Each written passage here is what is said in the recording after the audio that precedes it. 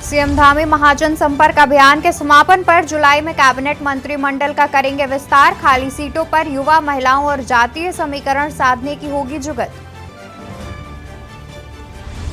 CM Dhami drugs माफियाओं पर सख्त राज्य स्तरीय सम्यक बैठक में उत्तराखंड में नशे को रोकने और नशे के व्यापारी, ड्रग्स माफियाओं और अपराधियों पर कार्रवाई के दिए निर्देश।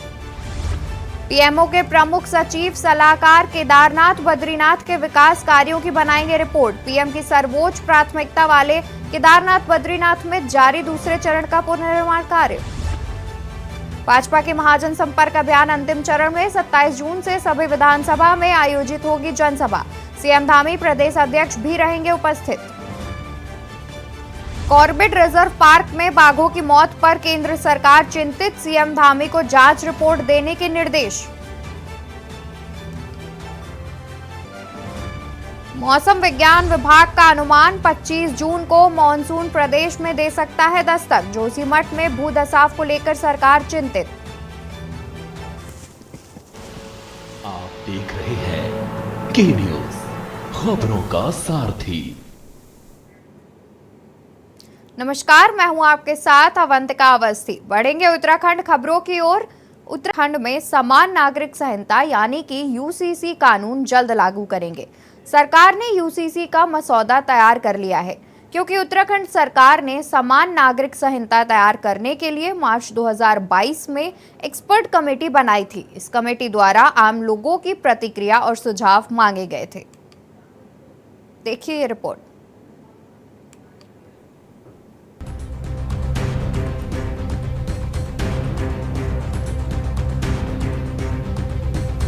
उत्तराखंड में लोकसभा चुनाव से पहले राज्य सरकार ने जल्द ही यूसीसी को लागू करने का सरकार ने दावा किया है। सीएम धामी का कहना है कि देवभूमि उत्तराखंड में समान नागरिक संहिता यानी कि यूसीसी कानून जल्द लागू करेंगे। सरकार ने यूसीसी का मसौदा तैयार कर लिया है, क्योंकि उत्तराखंड सरकार ने समान नागरिक संहिता तैयार करने के लिए मार्च 2022 में एक्सपर्ट कमेटी बनाई थी। इस कमेटी द्वारा आम लोगों ने प्रतिक्रिया और सुझाव मांगे गए थे। इस कमेटी द्वारा आम लोगों से प्रतिक्रिया और सुझाव मांगे गए थे। कमेटी को करीब 2,31,000 सुझाव मिले हैं। सीएम धामी का दावा है कि उत्तराखंड में समान नागरिक संहिता का ब्लूप्रिंट भी तैयार हो चुका है। वहीं सीएम धामी के इस कदम की केंद्र सरकार ने भी सराहना की है। केंद्रीय रक्षा मंत्री राजनाथ सिंह का कहना है कि यूसीसी पर वोट बैंक की राजनीति के कारण हल्ला मचाया जा रहा है। सरकार यदि संविधान से हटकर कार्य करती या इसका उल्लंघन करती तो कहा जा सकता था कि यह गलत कार्य है, लेकिन यूसीसी पर धामी सरकार का यह एक ईमानदारी वाला कदम है। राजनीति सरकार बनाने के लिए नहीं, बल्कि देश और समाज निर्माण के लिए की जानी चाहिए। वो तो उत्तराखंड की जनता का मैंडेट है। वो इस आम चुनाव से पहले देवभूमि उत्तराखंड की जनता के सामने हमने ये संकल्प रखा था कि नई सरकार के गठन होते ही हम समान नागरिक संहिता के लिए कमेटी बनाएंगे। उस कमेटी ने अपना लगभग काम पूरा कर लिया है और उनका ड्राफ्ट पूरा होते ही वो जैसे ही हमको सौंपेंगे हम उस दिशा में आगे बढ़ेंगे और उत्तराखंड का ये मॉडल पूरे भारत का मॉडल बनेगा। राजनीति यदि की जानी चाहिए तो केवल सरकार बनाने के लिए राजनीति नहीं की जानी चाहिए। राजनीति यदि की जानी चाहिए तो समाज बनाने के लिए राजनीति की जानी चाहिए, देश बनाने के लिए राजनीति की जानी चाहिए। और मैं बधाई देना चाहता हूं यहां के मुख्यमंत्री श्री पुष्कर सिंह धामी जो इस मामले में उन्होंने पहल की है। दूसरी चीज, लॉ कमीशन ऑलरेडी सारे देश भर में इस पर बहस कर रहा है। बहनों भाइयों, हम किसी भी सूरत में हिंदू, मुसलमान, ईसाई के आधार पर देश को बांट नहीं सकते। हिंदू होगा, मुसलमान होगा, ईसाई होगा, सभी भारत माता के सपूत हैं, सभी भारत माता के सपूत हैं, सभी एक दूसरे के भाई भाई हैं। वहीं भाजपा का दावा है कि वह विकास के एजेंडे पर आगे बढ़ रही है। इतना ही नहीं, भाजपा प्रदेश अध्यक्ष महेंद्र भट्ट का दावा है कि 2024 के लोकसभा चुनाव में भाजपा राज्य की सभी 5 लोकसभा सीटों में भारी बहुमत के साथ जीत दर्ज करेगी। एक तरफ जहां भाजपा विकास को अपना एजेंडा बता रही है, तो दूसरी ओर विपक्ष का कहना है कि भाजपा विकास नहीं बल्कि ध्रुवीकरण की राजनीति कर जनता का असली मुद्दों से ध्यान भटकाने की कोशिश में लगी हुई है। लेकिन जनता भाजपा के चाल चरित्र चेहरे को समझ चुकी है। विकास ही हमारा बड़ा मुद्दा है। 9 वर्षों के अंदर उत्तराखंड के अंदर जो विकास की गति यहाँ की जनता ने अपनी आंखों से देखी है, वो अपने में नजीर है। हम तो 500 सीटें जीतने वाले, हैट्रिक हम बनाने वाले, और यहाँ के सैनिकों, यहाँ के नौजवानों, यहाँ के युवाओं, यहाँ की बहनों के लिए और ये देवभूमि के स्वरूप को यथा पंडा पुरोहितों से लेकर एक एक व्यक्ति का समर्थन मोदी जी के लिए है। भारतीय जनता पार्टी की सरकार बनेगी और हम 5 लोकसभा यहाँ से जिताकर भेजेंगे। निश्चित तौर पर आप साल भर से प्रदेश में देख रहे होंगे कि बेरोजगार लगातार सड़क पर उतर के रोजगार की मांग कर रहे हैं और सरकार उनको लाठी डंडों से पीटने का काम कर रही है। बेटी अंकिता भंडारी प्रकरण के बाद राज्य की बेटियां अपने को असुरक्षित महसूस कर रही हैं और वीआईपी का नाम लगातार पूछ रही हैं। सरकार उस पर भी पर्दा डालने के प्रयास कर रही है। डबल इंजन की बात करने वाली सरकार आज तक डबल इंजन को उत्तराखंड की धरती पर नहीं उतर पाई। कुल मिलाकर समान नागरिक संहिता का मतलब देश में रहने वाले सभी धर्मों के लिए एक ही कानून के अधिग्रहण और संचालन, विवाह, तलाक और गोद लेना आदि को लेकर सभी के लिए एक समान कानून बनाया जाना है, जिसको लेकर धामी सरकार का दावा है कि वह बहुत ही जल्द राज्य में यह कानून लागू होगा। देखना होगा धामी सरकार यूसीसी के मुद्दे पर आगे क्या कदम उठाती है। उत्तराखंड से डेस्क रिपोर्ट।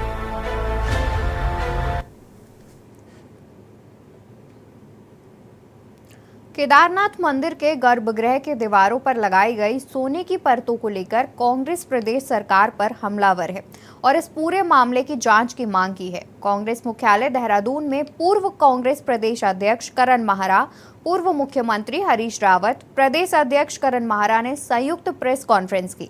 इस दौरान गणेश गोदयाल ने कहा कि मंदिर समिति ने पहले इस सोने को 230 किलो का सोना बताया, जिसे अब 23 किलो बताया जा रहा है। बाकी सोना कहाँ गया? मंदिर समिति ने अपने रजिस्टर में इस सोने की एंट्री की है, जबकि मंदिर समिति के अध्यक्ष का कहना है कि दानदाता ने अपने आप ही सोना लगाया। बिना जांच के रजिस्टर में क्यों एंट्री समिति ने सोने की?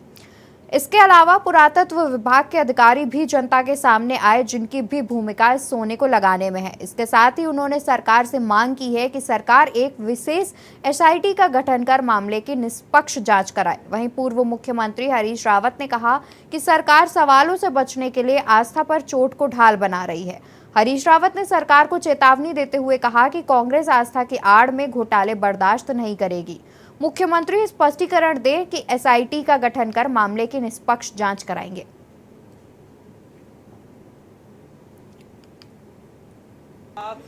में पुरोहितों के सामूहिक मंच, केदार सभा और अन्य सभी पुरोहित गणों के इस खुलासे के बाद कि वहाँ पर जो लगी 3 महीने 4 महीने पहले जो सोने की परतें हैं, जिससे सभा मंडित को स्वर्ण मंडित किया गया, वो परतें सोना छोड़कर तांबा दिख रहा है, पीतल दिख रहा है। इस शंका पर जो कि सोशल मीडिया के माध्यम से हम सबको भी दिख रहा है, उस पर कांग्रेस पार्टी ने कुछ सवाल सरकार से किए हैं। और हमारा ये प्रश्न है कि नंबर 1 बात मैंने विस्तृत तो आपको बता दिया कि मेरे साथ जब मैं अध्यक्ष था तब क्या क्या बातें हुई, और इस समय भाजपा के स्पोक्स पर्सन के तौर पर बात कर रही बीकेजीसी से ये सवाल करना चाहता हूँ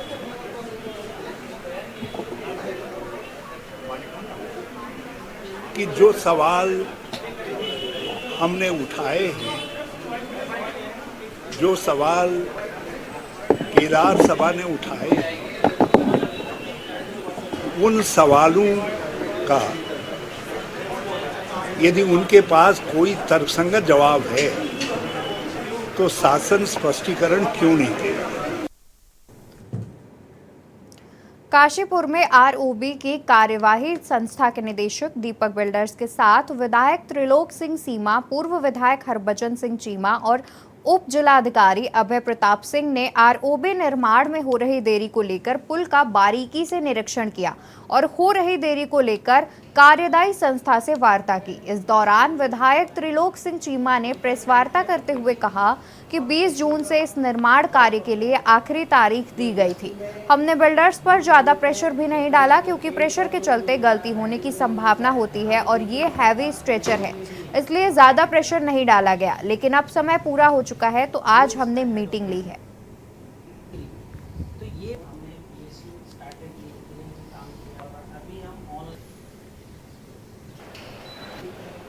इंडस्ट्री में यूज होता है और डिफरेंट टाइप के अपन पिकिंग माइक आईडी निकाल लो जिम्मेवारी। हम लोगों ने बहुत ज़्यादा इनके ऊपर प्रेशर नहीं डाला क्योंकि ये बहुत हैवी स्ट्रक्चर है और कोई भी प्रेशर के साथ कोई एरर हो जाए, कोई फैब्रिकेशन में गलती हो जाए, इरेक्शन में कोई गलती हो जाए तो उसका बड़ा नुकसान हो सकता था। पिछले 4 महीने से जो काम पिछले 4 महीने से लगातार यहाँ काम चल रहा है और जो कार्य हो रहा था उसको विभाग के द्वारा भी और प्रशासन भी लगातार उसको मॉनिटरिंग कर रहा था। अभी 2 रेलवे के इंस्पेक्शन रह गए हैं, वो होने के बाद जो शेष काम है वो होना है तो उसको भी मॉनिटर किया जाएगा और प्रयास ये किया जाएगा कि ये काम जल्दी से जल्दी हो जाए। रामनगर विकास खंड के अंतर्गत ग्राम कानिया स्थित भारत सरकार का संस्थान ESTC पॉलिटेक्निक कॉलेज में तकनीकी क्षेत्रों में रोजगार पाने के अवसर को लेकर नए कोर्स शुरू किए गए हैं। इस संस्थान को इस क्षेत्र में कार्य करते हुए करीब 34 वर्ष हो चुके हैं। कॉलेज के निदेशक दिनेश चंद्रा ने जानकारी देते हुए बताया कि वर्तमान में उनके यहाँ electrical engineering, medical engineering, computer science और इंजीनियरिंग डिप्लोमा देने के साथ ही कई अन्य कोर्स भी संचालित किए जा रहे हैं। ESTC कानिया रामनगर में as a director training in charge हूँ। सर किस तरह के कोर्सेज यहाँ हैं और क्या ट्रेड चल रहे हैं और किस तरीके की फैकल्टियाँ यहाँ हैं और क्या आप संदेश देना चाहते हैं? यहाँ पे हम लोग टेक्निकल ट्रेनिंग्स देते हैं डिफरेंट फील्ड्स में, इलेक्ट्रॉनिक्स, इलेक्ट्रिकल, मैकेनिकल और कंप्यूटर में, और डिफरेंट 1 डे से लेके 3 ईयर के प्रोग्राम चलते हैं, ट्रेनिंग्स देते हैं, सर्विसेज देते हैं और कंसल्टेंसी देते हैं। और डिप्लोमा इंजीनियर्स के लिए वोकेशनल ट्रेनिंग, डिग्री के लिए MTech और रिसर्चर के लिए भी हम प्रोग्राम चलाते हैं। अभी करंट में हमारे पास 1 ईयर के कोर्सेज हैं जो मैकेनिकल, इलेक्ट्रिकल, PCB डिज़ाइन और कंप्यूटर में अवेलेबल हैं। और 2020 से हम लोगों ने डिप्लोमा इंजीनियरिंग स्टार्ट करी है जो इलेक्ट्रिकल और मैकेनिकल में स्टार्ट की थी और फर्स्ट बैच आउट हमारा पास आउट हुआ है जो कि सारा प्लेस भी हो गया, 100% प्लेसमेंट हुआ है। और अभी इस साल हमें डिप्लोमा कंप्यूटर एप्लीकेशन में भी मिला है और जो कि 2020 से कार्यरत है हम इस क्षेत्र में। खबर हल्द्वानी से है जहां सरकार प्रदेश के सरकारी अस्पतालों में व्यवस्थाएं दुरुस्त करने के प्रयास कर रही है। वहीं दूसरी ओर सरकारी अस्पताल में तैनात चिकित्सक गरीब मरीजों को कमीशन के चक्कर में लूटने से बाज नहीं आ रहे हैं। इस सिस्टम से खफा होकर एक युवक ने सोशल मीडिया पर वीडियो बनाकर अपना दर्द बयां किया है। उसने STH में तैनात सरकारी चिकित्सक पर गंभीर आरोप लगाए हैं। वीडियो में मोहित बिष्ट ने कुमाऊं के सबसे बड़े डॉक्टर सुशीला तिवारी राजकीय अस्पताल पर निशाना साधते हुए यहां तैनात एक न्यूरो सर्जन पर कई गंभीर आरोप लगाए हैं। मोहित ने वीडियो में कहा कि उसके पिता पहाड़ से गिर गए थे, उनके शरीर में काफी चोटें आई थी। पहले उन्हें हल्द्वानी के एक निजी अस्पताल में दिखाया गया। सिर में दर्द होने पर CT स्कैन कराया तो चिकित्सक ने न्यूरोसर्जन को दिखाने को कहा। इस पर पिता को लेकर मुखानी स्थित एक निजी अस्पताल पहुंचे। यहां चिकित्सक ने ऑपरेशन करने की बात कही। खर्चा अधिक होने पर वह पिता को लेकर 14 अप्रैल को सुशीला तिवारी अस्पताल ले गए, जहां न्यूरो सर्जन ने तुरंत ऑपरेशन की बात कही और खून का इंतजाम करने को कहा। साथ ही सामान की लंबी चौड़ी लिस्ट थमा दी और सारा सामान मुखाने स्थित एक मेडिकल स्टोर से लाने को कहा। चिकित्सक ने 15 अप्रैल को दोबारा ऑपरेशन के लिए कहा और फिर उसी मेडिकल स्टोर से सामान मंगवाया। सामान को लाने में उसके 60 से 70 हजार रुपए खर्च हो गए। इसके बाद 16 से 17 अप्रैल को फिर ऑपरेशन की बात कही। काफी दिन तक पिता का अस्पताल में इलाज चलता रहा और आखिर में 2 मई को उनका निधन हो गया।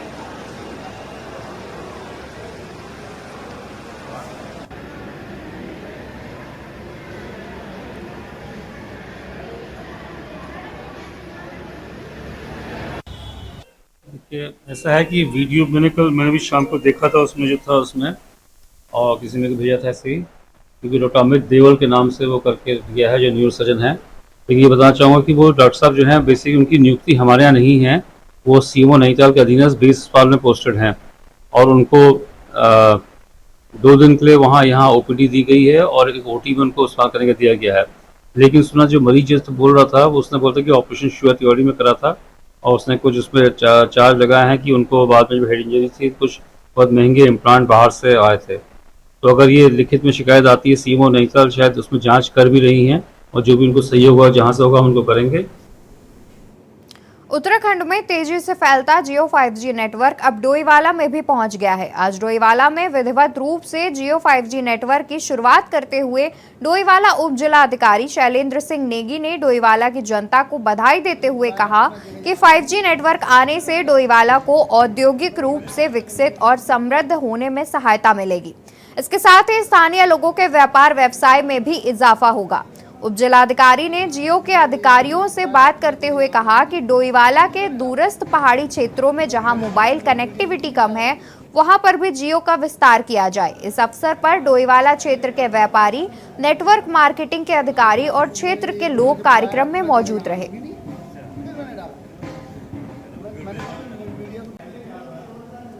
छोटे शहरों में आज जियो द्वारा जो है 5G फाइबर और जियो दोनों का जो है लॉन्चिंग की गई है। इस अवसर पर डोईवाला में मैं भी उपस्थित रहा, तो मैं बधाई देता हूँ और जियो टीम को और साथ में क्षेत्रवासियों को कि उनको एक अच्छी कनेक्टिविटी जो है मिलेगी।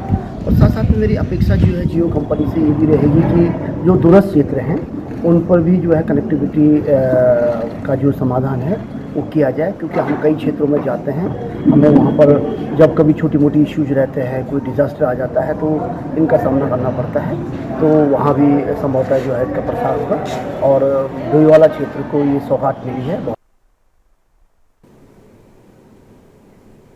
लोकसभा चुनाव से पहले उत्तराखंड में सत्ता पक्ष के साथ ही विपक्षी दल अपने संगठन को मजबूत करने के साथ बड़े संगठन में बड़े बदलाव की तैयारियों में लगे हुए हैं।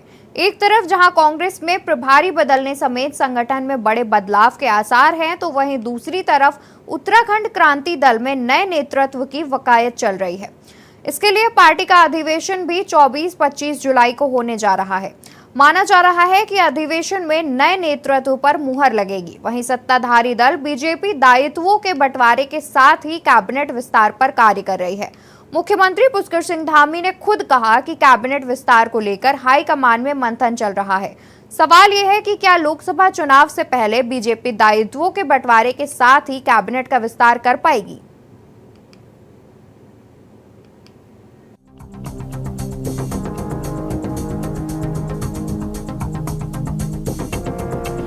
लोकसभा चुनाव से पहले उत्तराखंड में एक बार फिर कैबिनेट विस्तार व फेरबदल की चर्चाएं तेज हो गई हैं। माना जा रहा है कि बीजेपी हाईकमान की मंजूरी के बाद धामी कैबिनेट का विस्तार और फेरबदल हो सकता है।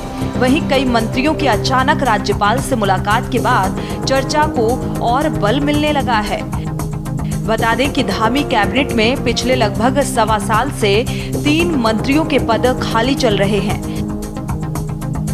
जबकि इसी साल अप्रैल माह में कैबिनेट मंत्री चंदन राम दास के आकस्मिक निधन के बाद एक अन्य पद रिक्त हो चुका है। फिलहाल उनके सभी विभाग मुख्यमंत्री पुष्कर सिंह धामी स्वयं संभाल रहे हैं। कैबिनेट विस्तार का समय जैसे जैसे लंबा खिंच रहा है तो बीजेपी विधायकों की बेचैनी बढ़ती जा रही है। कई विधायक मंत्री पद के लिए लाइन में भी लगे हैं। देखिए, पार्टी नेतृत्व को तय करना है और हर चीज़ की एक टाइमलाइन होती है। जब उचित समय आएगा तो संगठन निर्णय भी लेगा। और जहाँ तक मेरा प्रश्न है तो हमें तो काम ही करना है, जब किसी भी रूप में संगठन मुझसे काम ले, और वर्तमान में भी काम तो कर ही रहे हैं। तो ये सब संगठन के नेतृत्व के निर्णयों पर निर्भर करता है कि कौन मंत्री बनेगा, कौन नहीं बनेगा और कब इसका डिक्लेरेशन होगा, क्योंकि विस्तार तो संभावित है, लेकिन डिक्लेरेशन कब होगा ये पार्टी को तय करना है। कभी बड़ा एक्सपीरियंस रहा है सर नगर निगम? नहीं, देखिए, बहुत ज़्यादा एक्सपेक्टेशन मेरी रहती नहीं है। राजनीति संभावनाओं का क्षेत्र है, इसमें होना न होना ये सब भविष्य के गर्त में रहता है, कोई पहले से प्रिडिक्टेड नहीं होता है। हाँ, लेकिन ये बात सही है कि बहुत लंबे समय से देहरादून में काम करने का मौका दिया है पार्टी ने। देखिए, कैबिनेट विस्तार पर निर्णय लेना माननीय मुख्यमंत्री के विशेष विवेक अधिकार पर है और उनको आवश्यकता किस समय किस व्यक्ति की पड़ती है, किन विधायकों को मौका देना चाहते हैं, किन किन लोगों को कैबिनेट में लाना चाहते हैं। समय आने पर जब भी कैबिनेट विस्तार होगा तो सभी उत्तराखंड की जनता को भी पता चलेगा और प्रेस को भी पता चलेगा। एक तरफ जहां सत्ताधारी दल यानी कि बीजेपी दायित्वों के बंटवारे के साथ ही कैबिनेट विस्तार की तैयारियों में लगी हुई है, तो वहीं दूसरी ओर कांग्रेस में प्रभारी बदलने समेत संगठन में बड़े बदलाव के आसार हैं। और इतना ही नहीं, उत्तराखंड क्रांति दल में भी नए नेतृत्व की कवायद चल रही है। इसके लिए पार्टी का अधिवेशन भी 24-25 जुलाई को होने जा रहा है। थोथा चना बाजे घना कहते हैं, क्योंकि ना तो करण मेहरा ने हटाना है, ना किसी अन्य विधायक ने हटाना है। ये हाईकमान ने फैसला करना है कि किस प्रदेश पर किसको प्रभारी रखना है, किसको अध्यक्ष रखना है, किसको नहीं रखना है। तो मेरा ये मानना है कि जिस चीज़ में हाईकमान ने कोई फैसला लेना है उसमें हम लोगों की टिप्पणी करना आवश्यक नहीं है। नहीं, दिल्ली तो मैं हर दूसरे महीने जाता हूँ और ये एक स्वाभाविक प्रक्रिया है।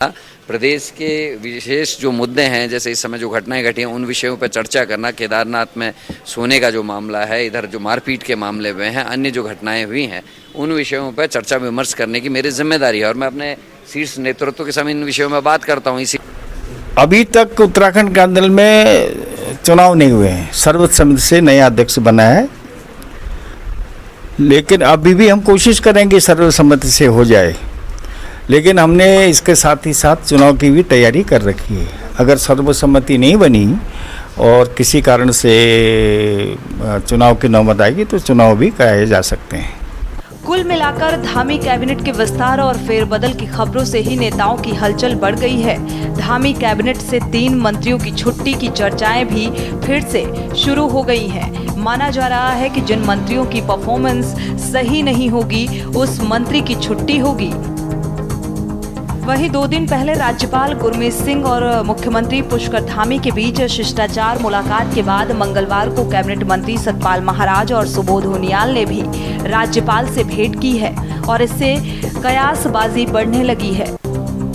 देखना होगा सीएम धामी अपनी कैबिनेट में क्या कुछ बदलाव करते हैं और क्या अन्य दलों में हो रहा बदलाव कोई सकारात्मक परिणाम उनकी पार्टी के लिए ला पाएगा या नहीं। इस पर भी सबकी निगाहें बनी रहेंगी।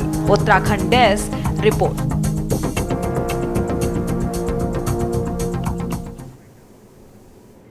उत्तराखंड खबरों में फिलहाल इतना ही। अन्य जानकारी के लिए आप बने रहें के न्यूज़ के साथ।